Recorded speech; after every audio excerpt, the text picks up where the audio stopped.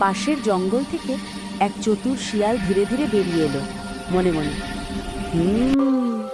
ওই যে মুরগিটা, একদম মোটা আর মিষ্টি দেখাচ্ছে। আজকের দুপুরের খাবার ঠিক হয়ে গেল। শিয়াল চুপি চুপি মুরগির দিকে এগিয়ে যেতে লাগলো। চমকে ওঠে, কে ওখানে? কেউ আছো? আরে না না, ভয় পেও না মুরগি, আমি শুধু তোমার সঙ্গে একটু গল্প করতে এসেছি। গল্প? তুমি তো শিয়াল, তোমাদের গল্প মানেই বিপদ। ওরে না না, আমি বদলে গেছি, এখন আমি নিরামিষ খাই, শুধু ফলমূল। মুরগি কিছুটা সন্দেহ করলো, কিন্তু কথা বলতে লাগলো। ঠিক তখনই দূর থেকে কৃষকের কুকুর ঘেউ ঘেউ করে উঠল। কেউ খারে মুরগির পাশে, ভয়ে লাফিয়ে উঠে, ওরে বাপরে, কুকুর আসছে, পালাও! দৌড়ানোর শব্দ।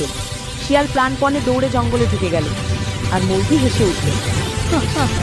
শিয়াল যতই চতুর হোক, সাবধান, মুরগিরা সবসময় বুদ্ধিমান।